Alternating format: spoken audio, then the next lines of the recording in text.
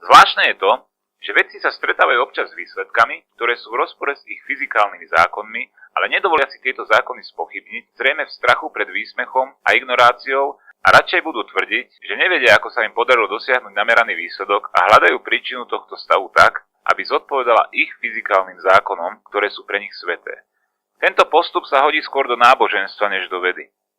Ako príklad uvediem pokus Randalla Milesa, na základe ktorého vznikli rôzne teórie o studenej fúzii, boli o tom natočené filmy, ale nikomu sa dodnes nepodarilo zistiť, čo sa pri pokuse, ktorý sa už nepodarilo zopakovať, stalo a prečo boli namerané hodnoty v rozpore s fyzikálnymi zákonmi.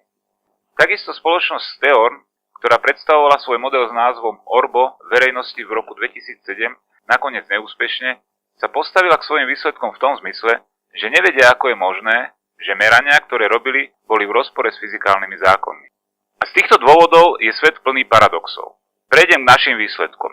Tu sú fakty. Keď som prišiel s riešením, ktoré odporuje Newtonovým fyzikálnym zákonom, všetci ma vysmiali a ľudia, ktorí pochopili, ako to funguje, by sa dali zrátať na prstoch jednej ruky. Keď som prišiel s prepočtami a teda matematickým dôkazom, už sa nesmiali všetci, ale niektorí spozorneli a začali tvrdiť, že matematika sa ešte stále nemusí stotožňovať s realitou, lenže tí, čo pochopili, sa už dali rátať na desiatky.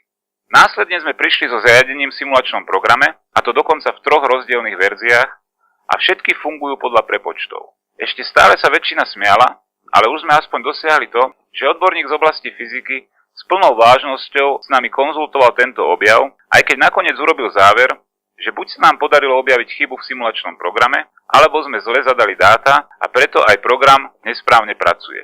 Ale tých, čo uverili, už rátame na stovky. A tých, ktorí sa rozhodli podieľať sa na patentových právach, sú evidovaní na stránke www.podielnici.sk.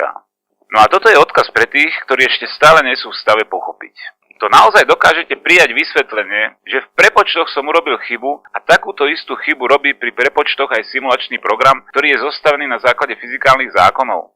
Naozaj môže byť väčšina ľudí tak zaslepená, že aj keď zverejníme všetky informácie a majú možnosť preveriť si ich, oni to neurobia a pritom takéto prepočty zvládne dokonca aj žiak 7. triedy základnej školy. Predmetný simulačný program je dostupný každému. A teda každý si môže takéto zariadenie nasimulovať a preveriť, či sme zadali zlé dáta. Predmetné zariadenia sme vytvorili v 3 rozdielnych verziách a všetky 3 sa potvrdili funkčnosťou v simulačnom programe a pritom sú tak rozdielne, že každá verzia predstavuje úplne nový spôsob porušenia fyzikálnych zákonov. No a nakoniec sme vytvorili podľa simulačného programu prototyp, ktorý síce so slabým výkonom, ale funguje a teda reálne dokazuje, že predmetné fyzikálne zákony nemôžu platiť a to prakticky. Opakujem, prakticky dokazuje možnosť zostrojenia zariadenia, ktoré je nevyčerpateľným zdrojom energie. Predpokladám, že ešte stále sa budete smiať, ale tieto informácie zverejňujeme preto, aby sa k ním dostal každý a aby tí, čo sú schopní chápať, mohli sami pre seba urobiť prepočty, presvedčiť sa tak a prípadne si sami takéto zariadenie postavili a využívali, pretože ako to už býva, je to pomerne jednoduché. Druhým dôvodom zverejňovania týchto informácií je možno naivná viera, že aj niekto z uznávaných odborníkov nájde v sebe dosť odvahy prepočítať nami prezentované riešenia, pochopí ich jednoduchosť a vyvolá ich potvrdením odbornú diskusiu. Pretože toto by bola najrýchlejšia cesta k tomu, aby sme prestali devastovať prírodu, čím ohrozujeme aj našu vlastnú existenciu na tejto planéte. Riešenie tu teda máme a je jednoduché a lacné a je aj na vás, ako s týmito informáciami naložíte. Momentálne spolupracujeme s 5 spoločnosťami na vývoji generátorov tak, aby mohli byť sériovo vyrábané. Ale to je len začiatok snahy o oslobodenie sa od závislosti na fosílnych palivách. Preto je našou snahou rozširovať informácie o týchto technológiách čo najviac, aby sa dostali k ľuďom, ktorí ich dokážu pochopiť a aj podľa nich takéto zariadenia vyrobiť, využívať ich a šíriť. Samozrejme, že konkrétne parametre hotových generátorov budeme zverejňovať, aby si každý mohol postaviť vlastný generátor s potrebným výkonom. Ale opakujem ešte raz, najefektívnejšie by bolo, keby sme dokázali vyvolať odbornú diskusiu a prinútiť tak odborníkov, aby si konečne zobrali do ruky pero a urobili prepočet a tak pochopili, že normálne je, že energia je všade okolo nás a to doslova zadarmo a aby konečne zlomili svoje presvedčenie o tom, že Newton je neomylný. A toto, nech sa vám to zdá akokoľvek smiešne, je ten najtvrdší oriešok celého problému. Mnohí si kladete otázku, ako sa mi podarilo prísť na takéto riešenie a moja odpoveď je, že vďaka rovnici sveta. Rovnica sveta je naozaj rovnicou, nie matematickou, ale logickou. objasňuje doslova úplne všetko. Môže sa vám to zdať ako príliš odvážne tvrdenie, ale presvedčiť sa budete musieť sami.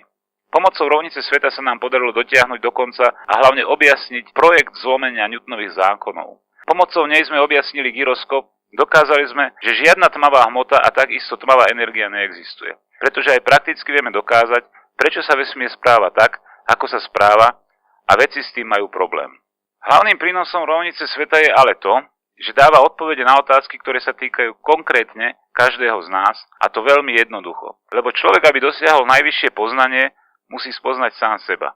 A rovnica sveta je práve nositeľom takýchto informácií o každom jednom z nás. Rovnica sveta je vydaná v knižnej podobe, má len 120 strán a je písaná formou príbehu, teda nie sú to žiadne poučky a je to naozaj jednoduché a pochopiteľné čítanie pre každého, kto dokáže byť objektívny.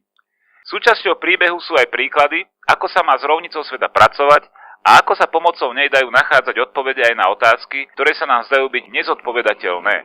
Pre tých, ktorí sa chcú dozvedieť o knihe viac, odporúčam prečítať si recenzie od čitateľov na stránke www.rovnicasveta.sk.